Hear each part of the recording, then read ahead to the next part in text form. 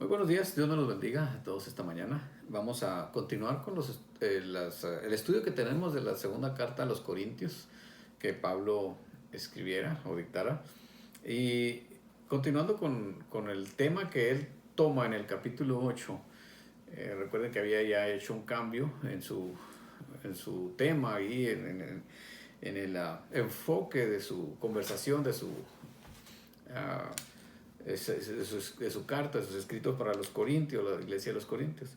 Y empieza a hablar sobre las ofrendas, sobre la generosidad. Y esta lección precisamente se llama así, lo que produce la generosidad, enfocándose en lo que produce en mí, como creyente, como persona, como ser humano.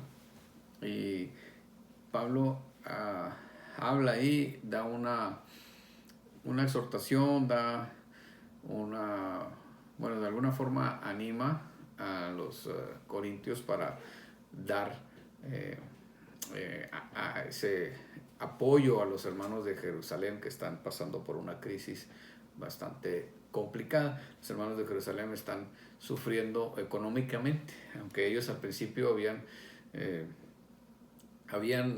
practicado el tener todas las cosas en común, ¿verdad? Todos vendían todo lo que tenían y lo repartían entre todos. Bueno, ahora al final están en una situación económica precaria que pues por algunas razones, algunos factores los llevaron a esa condición. Muy bien, les leo aquí en el capítulo 9 de la segunda carta a los Corintios lo que Pablo habla. Dice así: cuanto a la administración para los santos, es por demás que yo os escriba, pues conozco vuestra buena voluntad, de la cual yo me glorío entre los de Macedonia, de Acaya, que Acaya está preparada desde el año pasado, y vuestro celo ha estimulado a la mayoría. Pero he enviado a los hermanos para que nuestro gloriarnos de vosotros no sea en vano en esta parte, para que, como lo he dicho, estéis preparados. No sea que si vinieren conmigo algunos macedonios y os hallaren desprevenidos, nos avergoncemos nosotros, por no decir vosotros, de nuestra confianza, de esta nuestra confianza. Por tanto, tuve por necesario exhortar a los hermanos que fuesen primero a vosotros y preparasen primero vuestra generosidad antes prometida, para que esté lista como de generosidad y no como de exigencia nuestra. Por esto os digo, el que siembra escasamente, también segará escasamente, y el que siembra generosamente, generosamente también segará. Cada uno dé como propuso en su corazón, no con tristeza ni por necesidad, porque Dios ama al dador alegre. Y poderoso es Dios para hacer que abunde en vosotros toda gracia, a fin de que, teniendo siempre en todas las cosas todo lo suficiente, abundéis para toda buena obra. Como está escrito, repartió, dio a los pobres, su justicia permanece para siempre.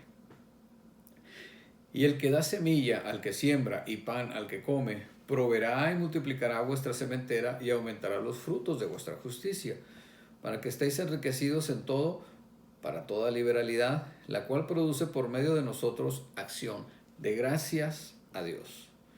Porque la administración de este servicio no solamente suple lo que a los santos falta, sino que también abunda en muchas acciones de gracias a Dios. Pues por la experiencia de esta administración glorifican a Dios por la obediencia que profesáis al Evangelio de Cristo y por la liberalidad de vuestra contribución para ellos y para todos. Asimismo, en la oración de ellos por vosotros, a quienes aman a causa de la superabundante gracia de Dios en vosotros. Gracias a Dios por su don inefable. Muy bien, aquí, bueno, Pablo está haciendo esta exhortación, también está llevándolos a considerar algunos aspectos del por qué y para qué la generosidad. Pero la generosidad siempre va a contraponerse con otra actitud propia del ser humano, bueno, no propia, pero pues el del ser humano, que es la avaricia. La generosidad combate la avaricia. Eh, eh, los actos de dar y recoger, de sembrar, de dar y recibir, de sembrar y recoger, de comprar y vender, esos son comunes en el ser humano, ¿verdad? Creyentes y no creyentes. Pero hay una diferencia a veces que se remarca en los diferentes ámbitos, ¿verdad? Cuando en el sistema eh, bíblico, creyente, cristiano, que debería ser de la iglesia, la generosidad es movida por el hecho de los actos de sembrar, de recoger, de dar, de recibir, de comprar, vender, son movidos por la integridad, la generosidad y la administración. Y hay otros ámbitos en la raza humana en los que se mueve por la codicia, por el egoísmo, por el materialismo. Entonces, Jesús advirtió que es mejor almacenar, es mejor tener tesoros en el cielo. No está hablando en ningún momento de ser despilfarrados y de ser malos administradores y no ser provisores, ¿verdad? Tenemos que tener nuestro ahorro, nuestra previsión para el día de mañana, como la misma palabra lo enseña, que observemos a la hormiga, dice, observa a la hormiga, o perezoso, como que no tiene quien le mande ni quien le diga, pero sale a trabajar en el verano para estar prevenida para el invierno, haciendo su ahorro, ¿verdad? Su almacenamiento. Muy bien. Entonces, no se trata de ser así, tan mal administrador, ¿verdad? Pero Pablo hace un énfasis cuando dice, cuando vamos a recoger la ofrenda, cuando vayan, que no se dé como algo que yo les estoy exigiendo, ¿verdad? Entiendo que en algunas situaciones, en algunos casos, incluso en algunas congregaciones, esto se toma así y se vive así y se hace así. Alguien está haciendo mal uso de la enseñanza bíblica para bienes propios o para otras cosas que no son lo que la Biblia está enseñando. La palabra de Dios habla de que seamos generosos, porque la generosidad combate un estado erróneo en nosotros, que es la codicia, la avaricia, se contraponen. Entonces, con la generosidad combatimos la avaricia.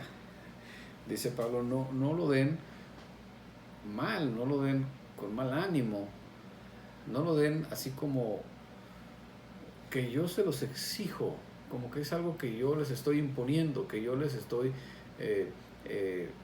así exigiendo hacer, que sea un acto voluntario, como ya nos enseñó en la clase pasada, un acto que lleve premeditación, que lleve voluntad y que lleve un buen corazón, que lleve alegría, ¿verdad? El hecho de dar exhibe mucho nuestra forma de ser como creyente, como cristiano. Algunas ofrendas que uno va y deposita en el alfolí, en el templo, hablan mucho de codicia. ¿Por qué? Porque usted ha de saber cuando usted está haciendo su ofrenda, si es realmente lo que usted puede, lo que usted debería de dar. Eso no lo sabe nadie más que usted y Dios. No se trata tampoco de cantidades, ya lo vimos en la clase anterior. No se trata de poner una cantidad. No, se trata de la voluntad con lo que se hace, de la forma con lo que se hace. Entonces, al momento de dar una ofrenda con ese desgano, con ese sentido de que me lo imponen, es algo que, yo tengo que cumplir, tengo que hacer, ya no lleva el valor que debe llevar, ni causa el efecto nosotros que debe causar, porque la avaricia y la codicia siguen ahí, vivas. Tenemos una actitud de desgano, de molestias hasta cierto punto, de incomodidad, que no debe existir. Entonces, una ofrenda debe ser libre, debe ser agradable, debe ser con gozo, con gusto, para que produzca en nosotros un buen fruto en nuestro espíritu, en nuestra alma. Lucas, en el Evangelio según San Lucas capítulo 12, versículo 15, dice, y les dijo, hablando de que Jesús les dijo, tengan cuidado con toda clase de avaricia. La vida no se mide por cuanto tienen. Muy bien, el apóstol Pablo le enseña a Timoteo, en la primera carta a Timoteo, capítulo 6, versículo 10, del siguiente modo, dice, porque raíz de todos los males es el amor al dinero, el cual codiciando algunos, o sea, algunos codiciando tanto dinero, tanto así al dinero, se extraviaron de la fe y fueron traspasados por muchos quebrantos, por muchos dolores, les vinieron muchas angustias. Muy bien, entonces por eso es bien importante que sigamos las pautas. ¿Qué Pablo les está diciendo? Prepárense, no lo improvisen, no se esperen hasta el último momento. Ustedes en la semana, antes de llegar al templo para depositar su ofrenda, usted prepare ya su ofrenda. Usted vaya desde tiempo atrás preparando lo que usted ha deseado dar, lo que usted ha propuesto en su corazón, así como lo dice cada uno, dice la Biblia, de como propuso en su corazón, y no con tristeza ni por necesidad. Ahorita leímos eso. Tiene que ser libre, libre de malos pensamientos, libre de mala actitud, para que produzca un buen fruto en usted primeramente, en usted, en uno. La generosidad siempre va a beneficiar emocionalmente, espiritualmente al ser humano, a la persona, al creyente. Hay que luchar. La generosidad nos ayuda a luchar contra la tacañería. La tacañería o sea, ser tacaños, ser duros para dar, no produce gozo, no produce alegría, no produce paz.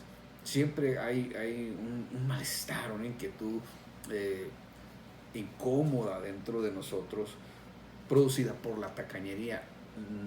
Nada combate la tacañería más que cuando viene el Señor Jesucristo a nuestro corazón y nosotros nos convertimos a Cristo, somos nuevas personas cambiadas. Entonces él habla sobre la generosidad, es uno de los atributos del cristiano, es ser generoso.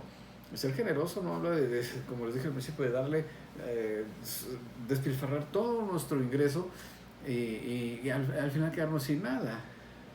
No es así, o sea, es ser sabios, ser prudentes, lo que es para tal, cada cosa para lo que es. Como dice la palabra, el Señor Jesús les dijo a los religiosos, a los fariseos, denle al César lo que es del César, pero a Dios lo que es de Dios.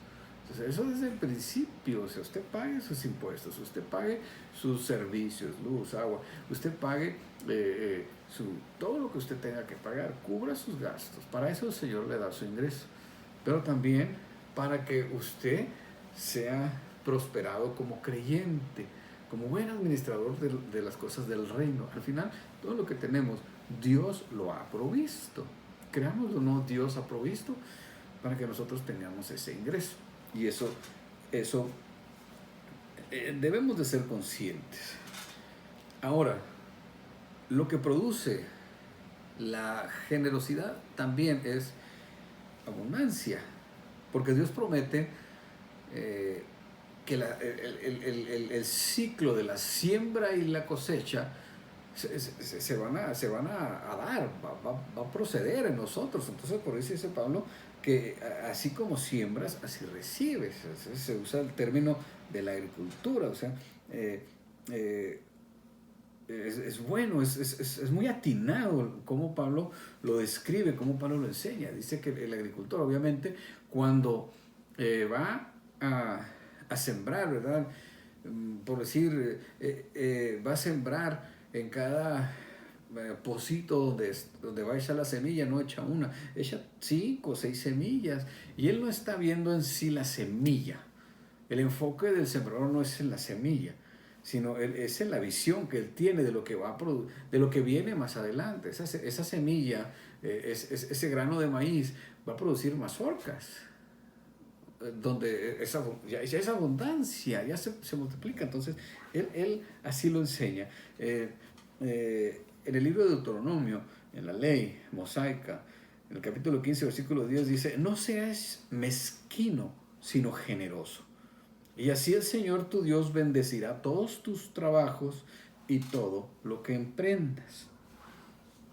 Muy bien, en Hechos capítulo 20, versículo 35 dice de la siguiente manera, en todo os he enseñado que trabajando así se debe ayudar a los necesitados y recordar las palabras del Señor Jesús que dijo, más bienaventurado es dar que recibir.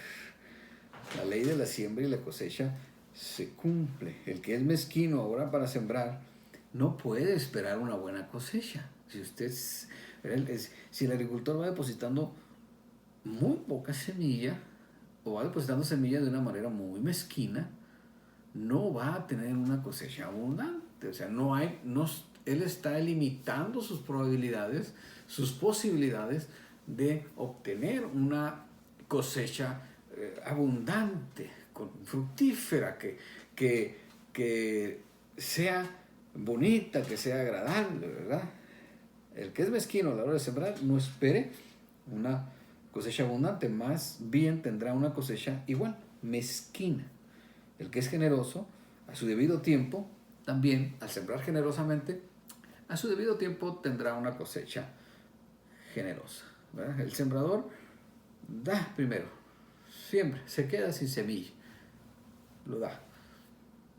Y tiene que esperar. El sembrador no se desespera. Él sabe que ya en la tierra está la semilla. Ya sembró.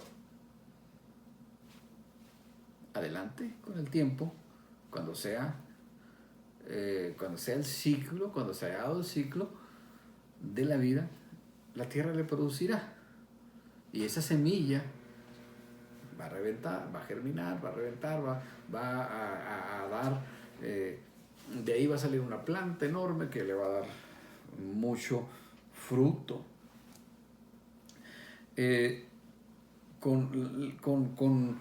Con alegría, una actitud con alegría, la hilaridad, o sea, alegres. Eso es a lo que se refiere cuando dice Pablo, deben hacerlo con alegría. Al traducirlo de donde se traduce es de una palabra griega que es hilarion, que es hilaridad, o sea, una actitud de gozo, que tiene buena disposición, que está deseoso.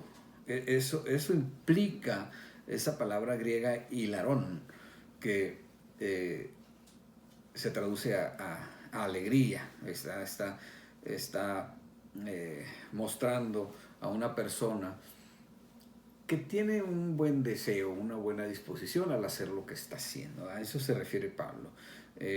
Dios, mis hermanos, uno debe de practicar la generosidad porque produce abundancia. Acuérdense, Dios enseña de la siembra y la cosecha, y Dios es suficiente, dice Pablo, para suplir para necesidades. Al que siembra, Dios le da semilla. ¿Verdad? Aquella persona que es consciente y que es una persona de una buena voluntad para sembrar, para dar, Dios le va a ir proveyendo la semilla que va a ir necesitando para ir sembrando. Dice Pablo, el que da semilla al que siembra. Ahí en el versículo 10 del capítulo 9. Y pan al que come también proveerá y multiplicará vuestra sementera y aumentará los frutos de vuestra justicia. Entonces, Dios siempre va a cumplir lo que ha prometido.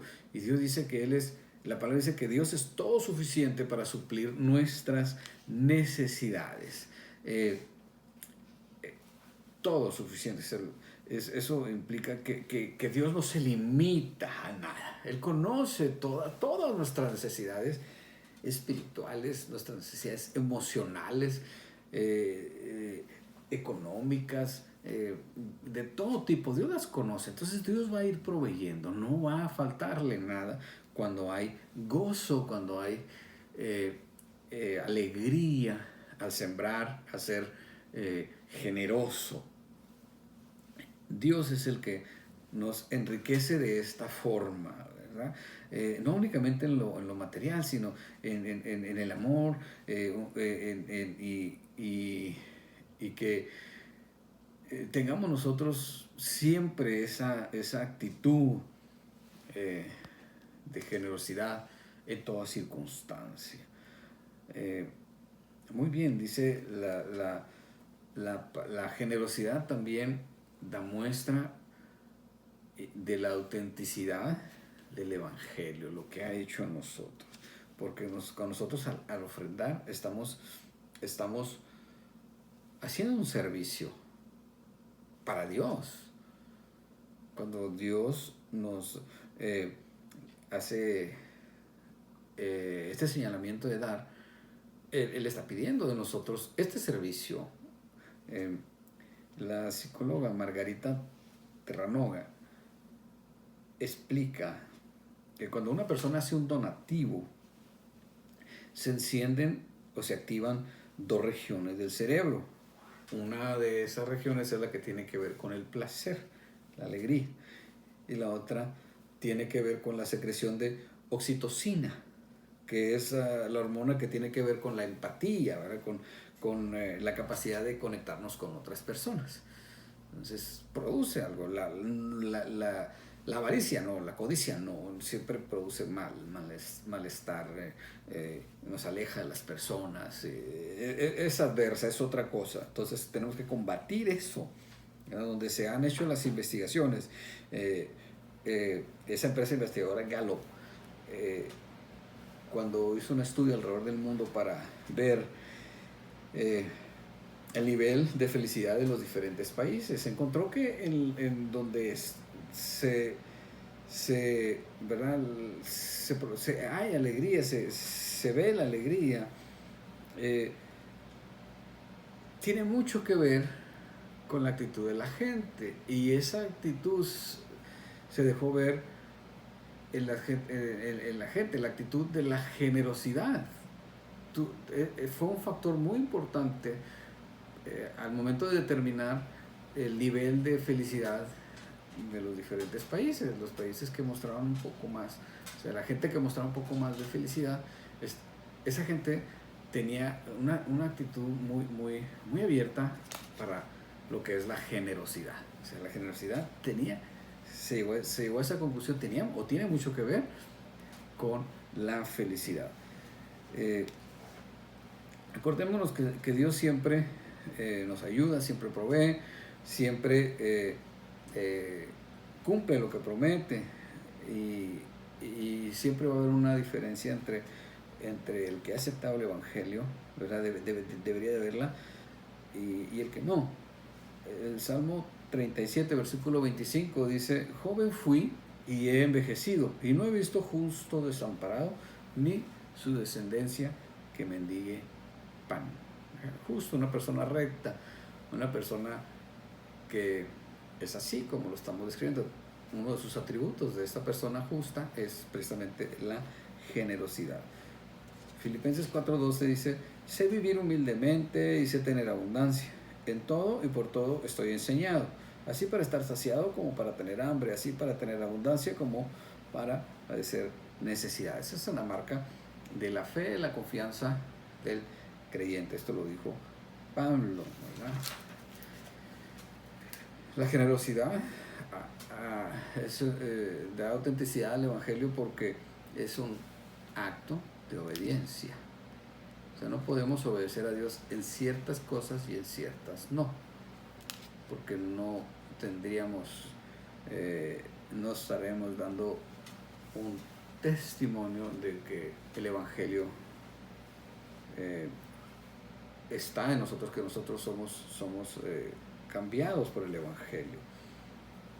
Y también porque la generosidad estrecha los vínculos entre los hermanos. Entonces es muy importante que quede esto grabado, que quede esto aprendido en nosotros. No se trata de hacer de cantidades, de ver esto como una imposición, de tomar esto como una garantía. Muchos toman el que usted ofrende como una garantía de que si usted da cierta cantidad va a recibir un milagro de tal forma. No, Dios no vende esos milagros así, porque no, usted y yo no tendríamos el valor. Algunos dicen ¿por qué tengo que dar si el Evangelio es gratis? Eso no es cierto. El Evangelio nunca ha sido gratis. Es lo más costoso que ha habido en el universo. El Evangelio le costó la vida a mi Señor Jesucristo. Le cuesta todavía hasta ahorita la vida a muchas gentes. Entonces, no es gratuito. Pero no tendríamos nosotros la capacidad de pagar esto, la palabra, el Evangelio. No podríamos. Entonces lo que hacemos es una contribución, es una ofrenda. Nosotros damos de acuerdo a nuestra capacidad, como nos enseñó Pablo en la lección pasada, de acuerdo a nuestra capacidad. Y no lo hacemos por necesidad, y no lo hacemos por obligación, lo hacemos con buena disposición, con buen corazón, con premeditación. Es algo planeado, es algo que es intencionado, tenemos la intención de hacerlo. Muy bien, mis hermanos, esta es la lección para el día de hoy, y les dejo la tarea, como siempre lo hago. Recuerde, es muy importante cultivarse, leer. Lea la Biblia, lea la palabra de Dios, porque si no la lee y si no lee la palabra, usted está condenado a creer lo que le diga. Bueno, tarea para el lunes. Usted leerá 2 de Crónicas, capítulo 4, capítulo 5 y capítulo 6. Usted leerá Juan, capítulo 10, versículos del 24 al 42. Usted leerá el día martes 2 de Crónicas, capítulo 7, capítulo 8 y capítulo 9. Y también va a leer Juan, capítulo 11, versículos del 1 al 29. Y el miércoles usted leerá 2 de Crónicas, capítulo 10, capítulo 11 y capítulo 12. También leerá Juan, capítulo 11, versículos del 30 hasta el 57. Y el jueves usted leerá 2 de Crónicas, capítulo 13 y capítulo 14. También leerá Juan, capítulo 12, del 1 al 26. Y el viernes usted leerá 2 de Crónicas, capítulo 15 y capítulo 16. Y también leerá Juan, capítulo 12, versículos desde el 27 hasta el 50. El sábado usted va a leer capítulo 17 y 18 de 2 de Crónicas, y también va a leer Juan capítulo 13, versículos del 1 al 20.